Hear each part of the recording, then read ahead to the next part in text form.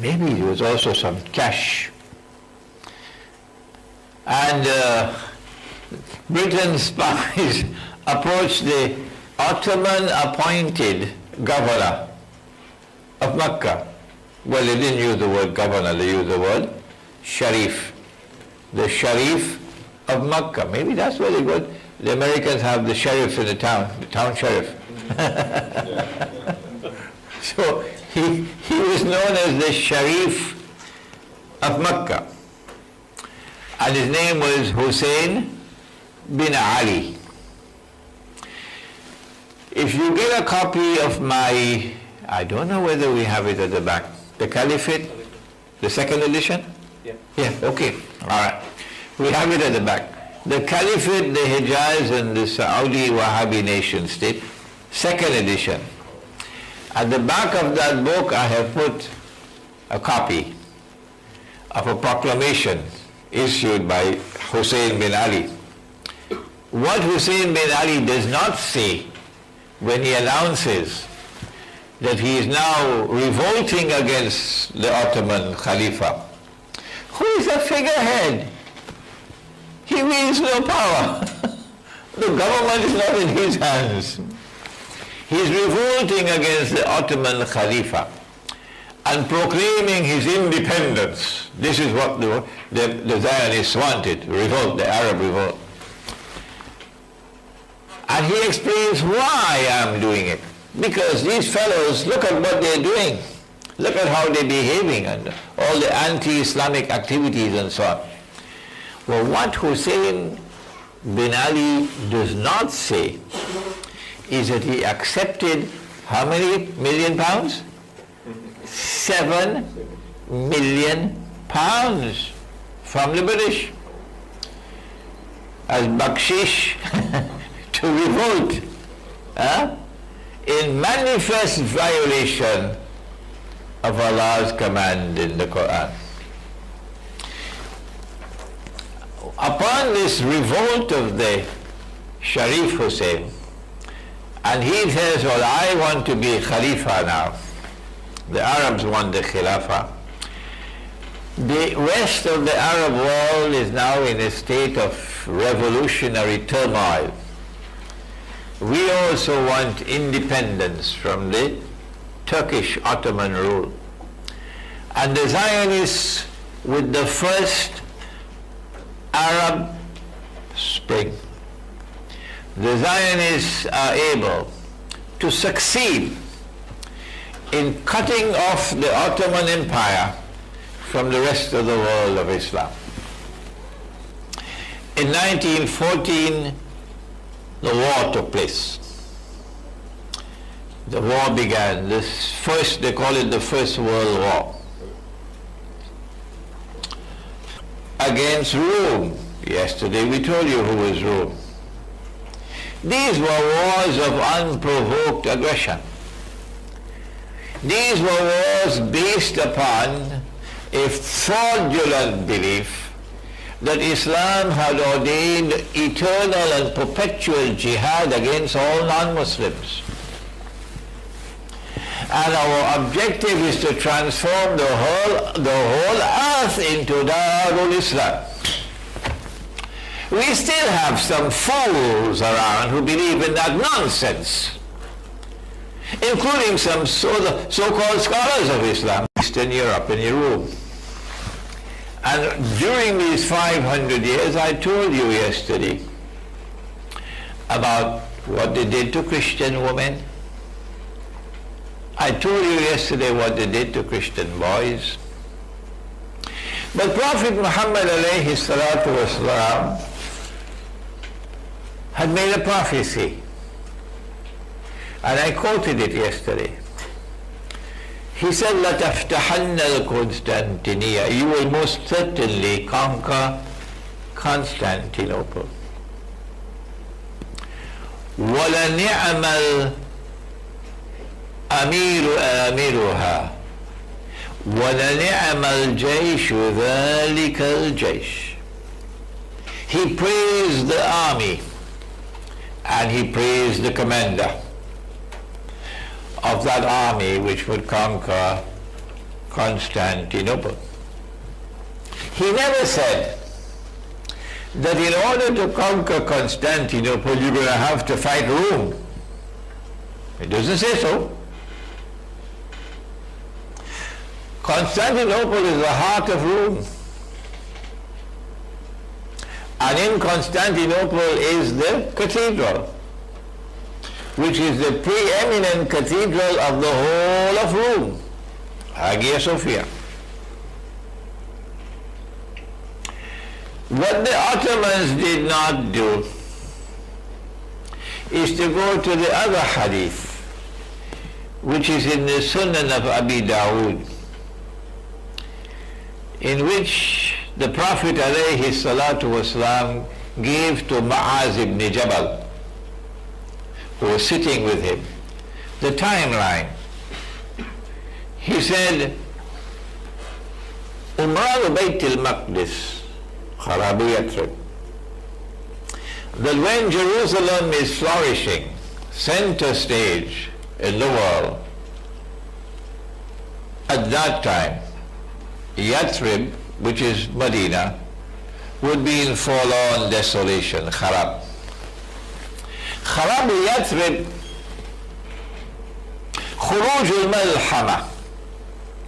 At that time when Medina is in forlorn desolation, look for the Malhama. The Christians call it Armageddon, the great war, the war of all wars. The Malhama is so great a war that birds flying in the sky will fall down. Why? Can't navigate anymore. Why? Radiation in the sky. Maybe nuclear weapons being used. Nuclear radiation. Khuruj al-Malhama, Fathul Constantinia. Only after the Armageddon or Malhama, the Great War, takes place, only then look for the conquest of Constantinople. And then the hadith ends, Fathul Constantinia, Khuruj al-Dajjal. When Constantinople is conquered, it is at that time that the world will witness not the release of Dajjal, but the emergence of Dajjal in this world of space and time, in the stage of history. And so what the Ottomans did not do was to say to the world that the conquest of Constantinople, prophesied by Nabi Muhammad alayhi salatu wasalam, is to take place in AkhirZAMAN. Instead, in the year 1452, I think it was, they conquered Constantinople. And Sultan Muhammad Fatih is now recognized by a world of Islamic scholarship which seems to be asleep. This is the man praised by the Prophet ﷺ. And the present Turkish government and the present Turkish regime and the intelligence want the world of Islam to have this reinforced, so they just produced a movie which is showing to packed audiences in Turkey that the Sultan Muhammad Fatih, this is the man praised by the Prophet ﷺ. No, that's rubbish. I told you yesterday that everything that they did was meant to antagonize Rome. Why do they want to antagonize Rome? Because it is in AkhirZAMAN that you're going to have a Muslim alliance with Rome. That's why. So the Ottomans are actually dancing to a tune being played by Dajjal. Whether they knew it or they don't, I don't know. So Russia hates the Muslims and the Ottoman Empire. Oh yes, Russia hates them. And the Eastern Orthodox Christians, they hate Islam. Why? Because of what the Muslims are doing to us for 500 years. So what Britain and France did, I think it was about 1907, which is 9 years after the body of Fir'aun is discovered. What Britain and France did cunningly, is to embrace Russia. Traditionally, they've always fought against Russia. And they've always been allies of the Ottomans. Britain and France were always allies of the Ottomans. They always protected the Ottoman Empire. They always assisted the Ottoman Empire. They didn't want Russia to ever defeat the Ottomans. No. But now that the body of Fir'aun is discovered, they do something strange and mysterious. They reach out to Russia to successfully embrace Russia in an alliance, a triple alliance, 1907. Britain, France, and Russia, knowing that the World War is coming up. Why did they do that? Answer, I wish I had enough time to stop and ask you all some questions. In chess, there's a term, they call it checkmate. Checkmate. You put your enemy in a position where he can't move. Anyhow he turns, he's blocked. So they checkmated the Ottoman Empire. So that when the war starts, the Ottomans cannot become allies in the war with Britain and France. Why? Because Russia is there. And Russia is a traditional enemy. That's why they did it. So the pieces on the chessboard are being put in place as we approach 1914, when the World War is to take place. Out there, Hussein bin Ali is ready to revolt against the Ottoman Empire. And over here, the Turks, the secular Turks, take over the government, regime change. And over there, Britain and France make an alliance with Russia to checkmate the Ottoman Empire. Russia responded when the war started. Russia naturally, you can't blame Russia, in seeking to get all the Orthodox Christians under Ottoman rule to revolt. What's wrong with that? This is war.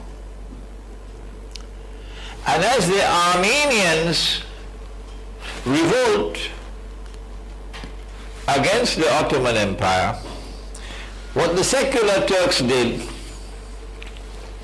and they admit it, they say, yes, we did it,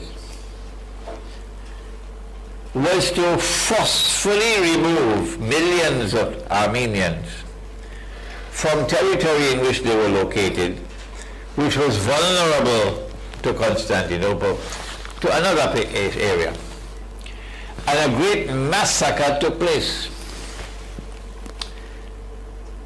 The secular government in Constantinople can't fool us by throwing wool over our eyes. All the excuses that they made, and they are still making to this day, is just dust in our eyes. They deliberately massacred the Armenian Christians.